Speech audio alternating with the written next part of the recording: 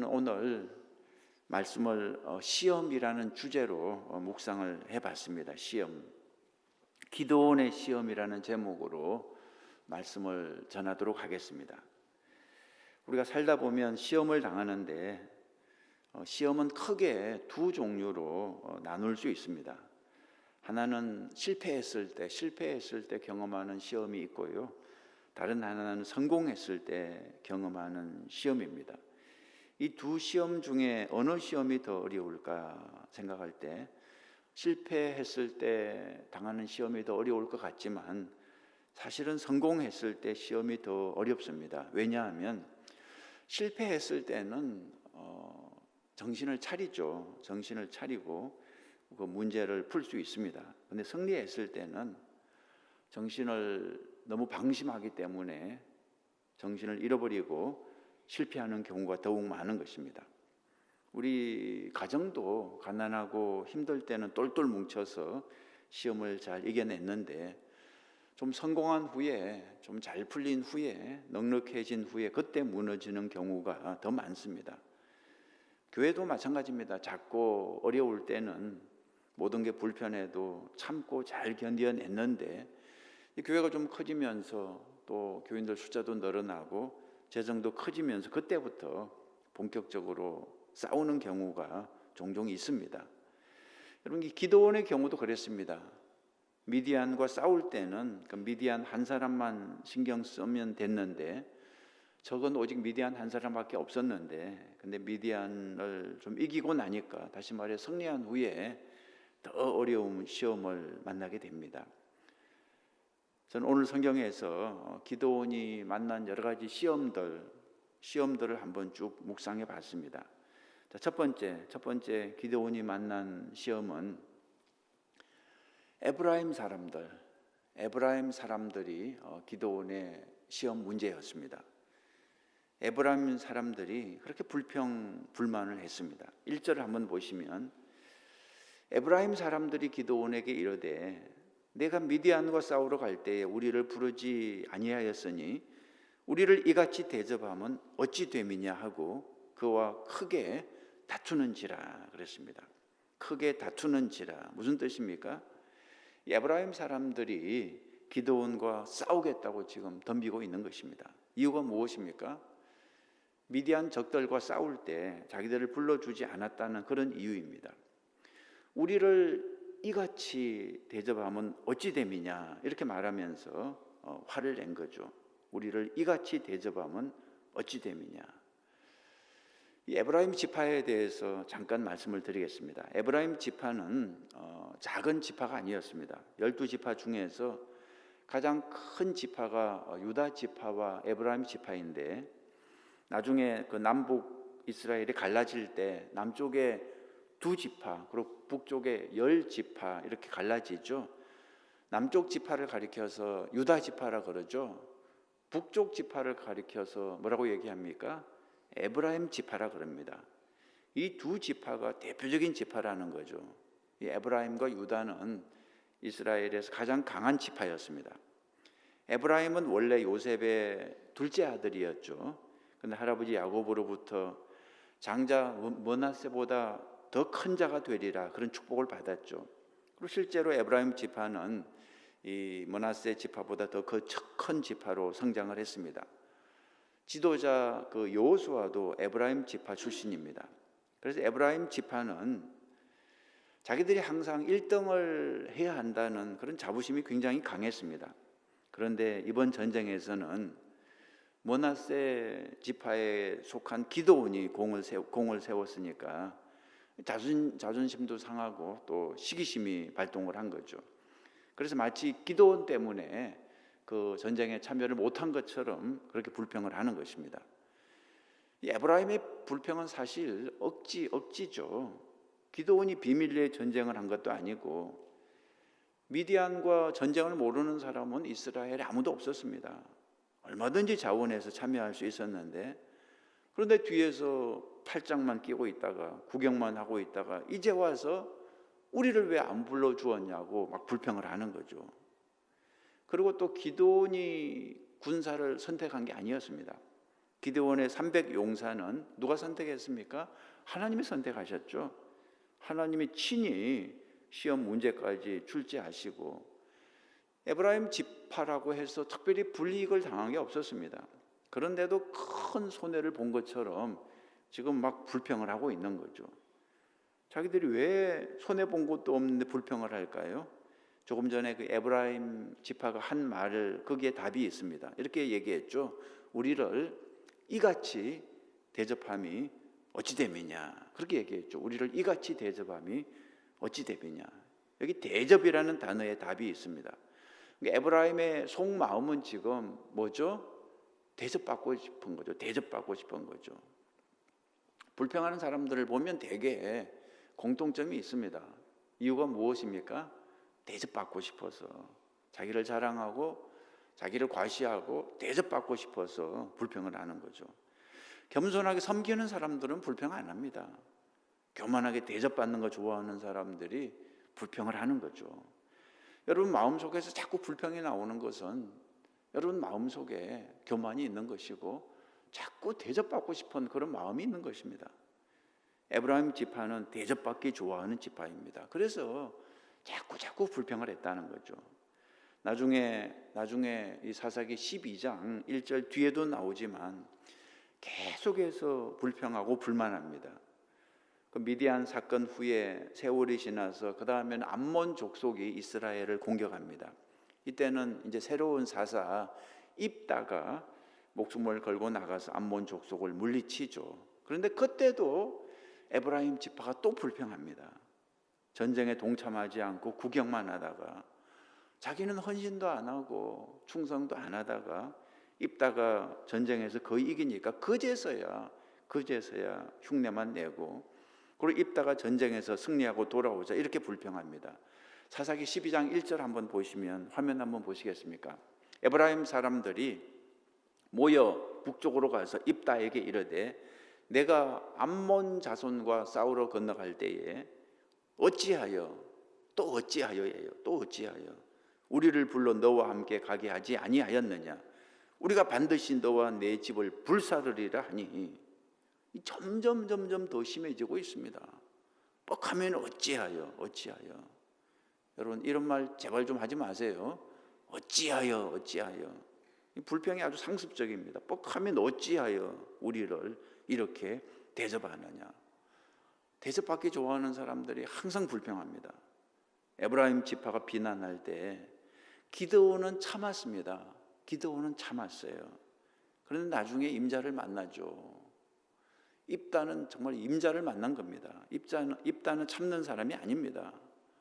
입다가 열을 받아서 이렇게 말을 해요. 여러분 사사기 12장 2절 보세요. 입다가 그들에게 이르되 나와 내 백성이 암몬 자손과 크게 싸울 때에 내가 너희를 부르되 너희가 나를 그들의 손에서 구원하지 아니한 고로 나는 너희가 도와주지 아니하는 것을 보고 내 목숨을 돌보지 아니하고 건너가서 암몬 자손을 쳤더니 여호와께서 그들을 내 손에 넘겨주셨거늘 너희가 어찌하여 오늘 내게 올라와서 나와 더불어 싸우고자 하느냐. 지금 임자를 만난 겁니다. 여러분 불평하는 사람들은 언젠가 임자를 만납니다.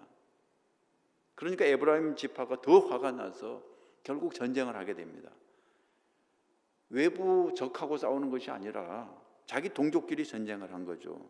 이 전쟁으로 인해서 수많은 에브라임 사람들이 입다에게 죽임을 당합니다. 그래서 성경은 에브라임 지파에 대해서 상당히 안 좋은 평가를 내리고 있습니다.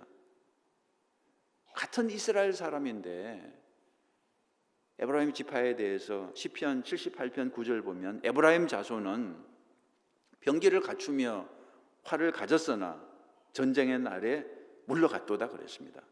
저희가 하나님의 언약을 지키지 아니하고 그 율법 준행하기를 거절하며 여호와의 행하신 것과 저희에게 보이신 기사를 잊었도다 그랬습니다. 여러분 성경을 읽으면서 이걸 옛날 얘기로 읽으면 안 됩니다. 오늘 우리의 얘기입니다. 이 에브라임 지파와 같은 사람이 꼭 우리 가운데도 있다는 것입니다. 항상 대접받기만 기대하는 사람, 어찌하여 나를 이렇게 대접하느냐, 희생은 안 하고 영광만 찾는 사람, 계속해서 불평만 하는 사람. 에브라임은 내부에 있는 적입니다. 내부에 있는 적. 여러분, 외부의 적도 문제지만, 교회 밖에 있는 적도 문제지만, 교회 안에 있는 적은 더 큰 문제가 되는 거죠. 외부의 적은 싸워서 물리치면 되는데, 그죠? 근데 내부의 적은 이건 싸워서 물리칠 수도 없잖아요. 내부의 적을 어떻게 할 것인가? 교회 안에서 계속해서 불평하고 원망하고, 이것이 기도원에게 주어진 시험 문제였습니다. 여러분, 에브라임 같이 교회 안에서 계속해서 대접받기를 원하고 계속해서 불평하고 원망할 때 어떻게 해야 되겠습니까? 기도원은 이 문제를 이렇게 풀었습니다. 여러분, 기도원이 어떻게 문제를 푸는지 한번 보시죠. 2절 보시죠. 기도원이 그들에게 이르되 내가 이제 행한 일이 너희가 한 것에 비교되겠느냐? 에브라임의 껌물 포도가 아비에셀의 만물 포도보다 낫지 아니하냐?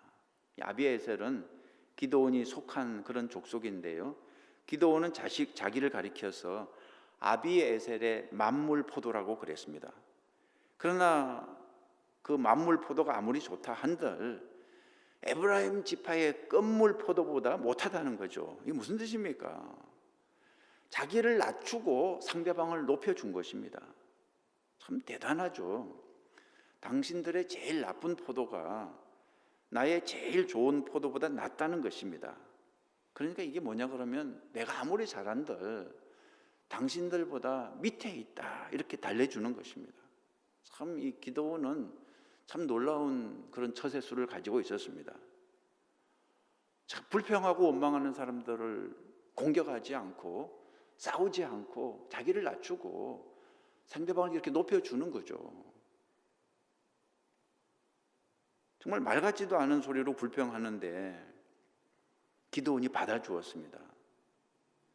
에브라임 지파에게 기도원이 이렇게 말합니다. 3절 하나님이 미디안의 방백 오렙과 서앱을 너희 손에 넘겨주셨으니 내가 한 일이 어찌 능히 너희가 한 것에 비교되겠느냐 하니라. 기도원이 이 말을 하며 그때 그들의 노여움이 풀리니라 그랬습니다.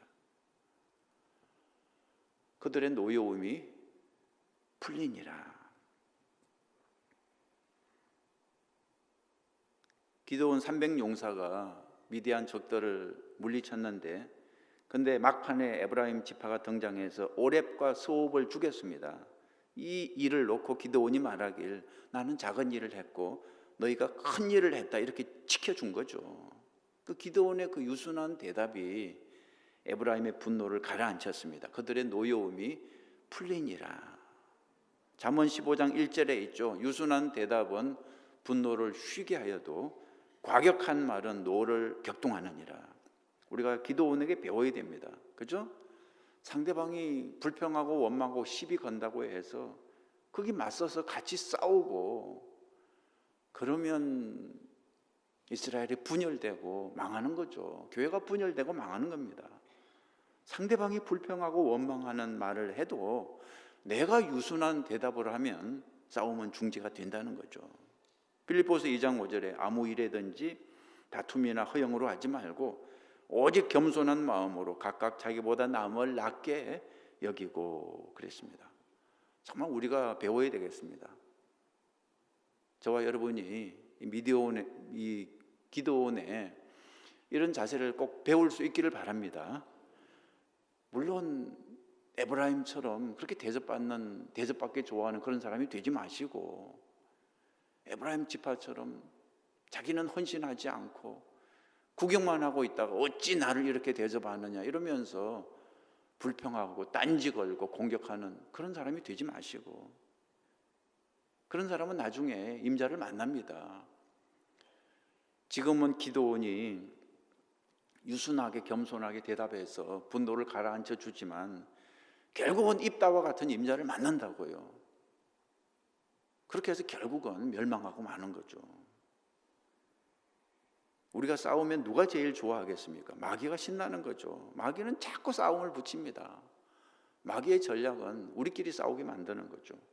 같은 가족끼리 싸우고 같은 교인끼리 싸우고 같은 민족끼리 싸우고. 그래서 진짜 무서운 적은 우리 내부에서 우리끼리 싸우는 겁니다.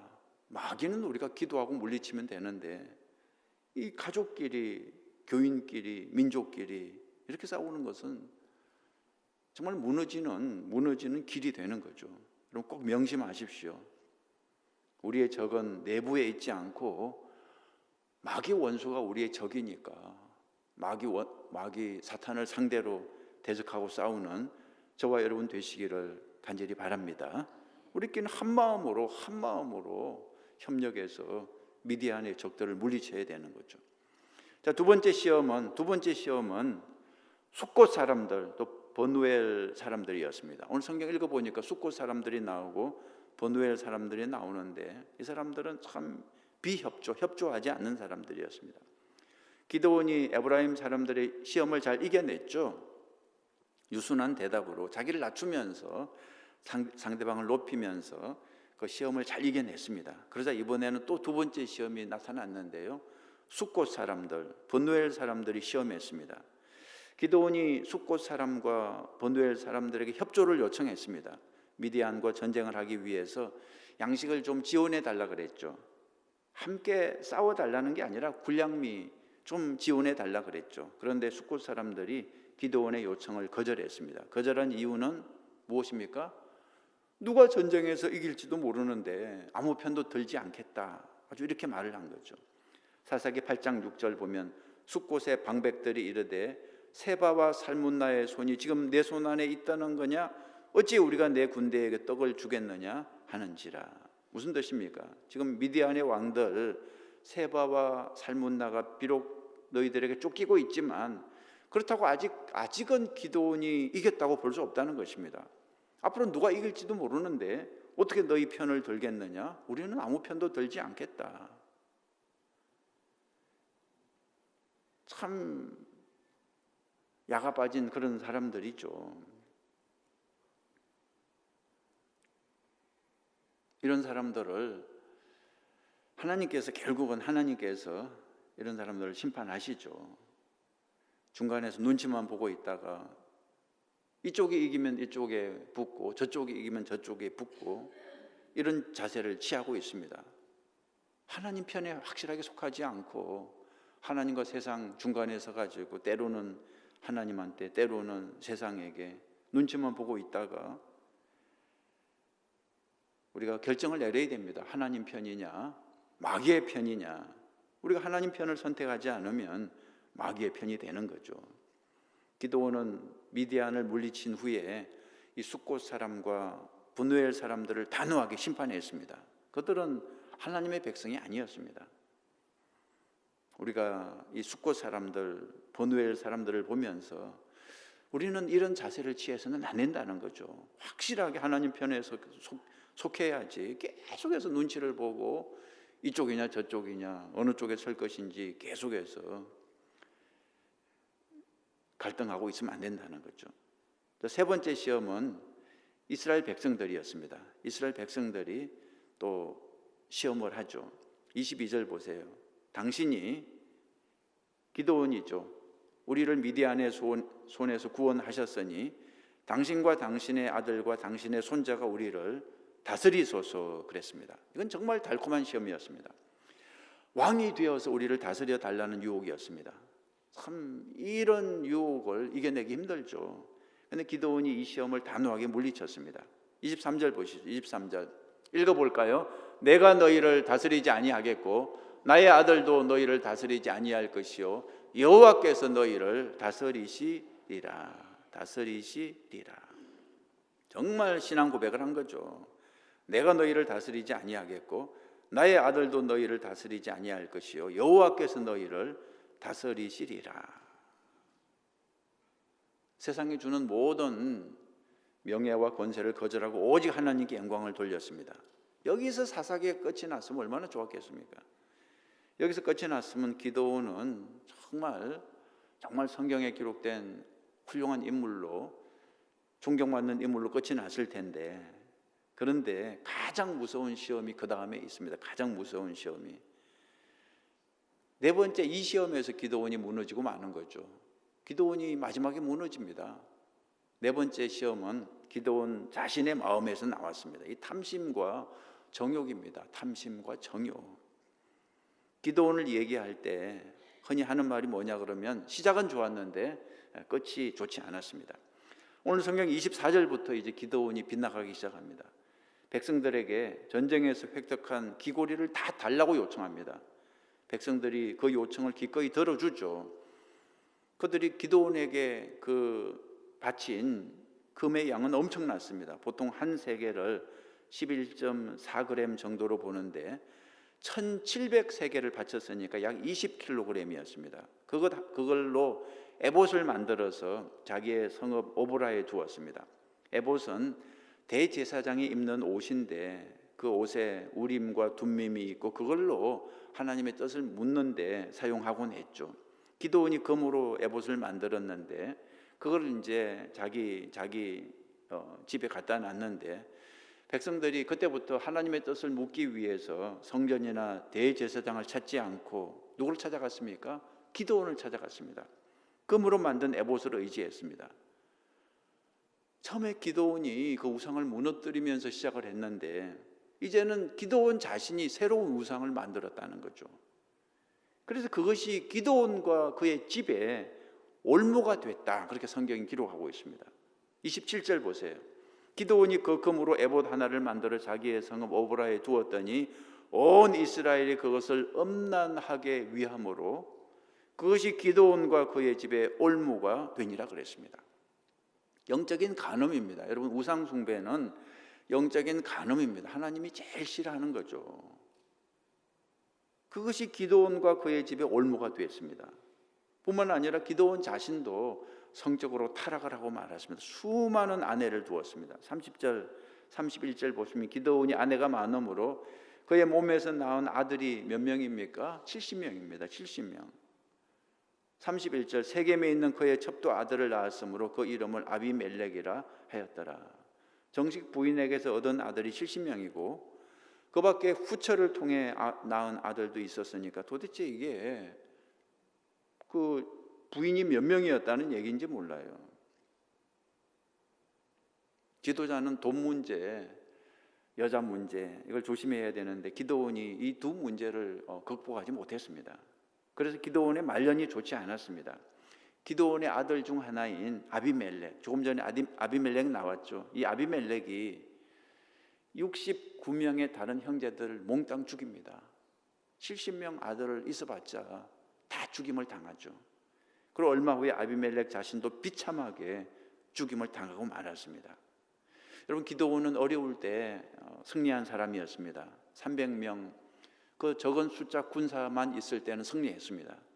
그때는 정말 나는 죽고 예수로 살아서 승리했죠. 그런데 숫자가 많아졌을 때, 자식의 숫자도 많아지고 재물의 숫자도 많아지고 숫자가 많아졌을 때, 풍요로운 환경이 되었을 때 실패했습니다. 힘들고 어려울 땐 하나님만 의지했는데 이제 모든 게 넉넉해지고 풍성해지니까 하나님 의지하지 않고 자신을 의지했습니다. 그 결과 실패했습니다. 오늘 기도원의 그 시험을 묵상했는데, 4가지 시험 묵상했는데, 여러분 이 말씀을 나에게 주시는 말씀으로 받으시기 바랍니다. 첫 번째 시험, 내부 사람들의 그 불평 불만, 이걸 참고 인내해야 됩니다. 그렇다고 같이 싸우고 그렇게 해서는 우리 공동체가 무너지죠. 가정이 무너지죠. 오히려 다른 사람의 불평 불만을 내가 낮아지는 기회로, 내가 더욱 겸손한 기회로 삼아야 됩니다. 그 다음에 숫곳 사람들, 분노할 사람들, 믿음 없는 사람들의 비협조, 이런 것 때문에 낙심할 필요가 없습니다. 그런 사람들은 항상 있는 것이고 하나님이 그들을 심판하실 것입니다. 무서운 유혹이 이스라엘 사람들의 아부였는데 왕이 되어달라는 유혹, 이것은 우리가 물리쳐야 됩니다. 하나님이 왕이 돼야지 내가 왕이 되면 안 됩니다. 우리 교회 주인은 하나님이 돼야지 목사가 돼서도 안 되고 장로가 돼서도 안 되고 사람이 되면 안 됩니다. 우리 교회 주인은 예수 그리스도가 돼야 되는 거죠. 마지막 가장 무서운 유혹, 내 속에 있는 겁니다. 탐심. 내 속에 있는 탐심이 가장 무서운 적입니다. 이걸 물리치지 못하면 기드온처럼 무너지고 마는 거죠. 탐심과 정욕. 우리 교회가 명심하고 물리쳐야 될 시험인 줄 믿습니다. 이런 시험에 지지 말고 시험을 이기는, 물리치는 저와 여러분 모두가 되시기를 주님의 이름으로 축원합니다.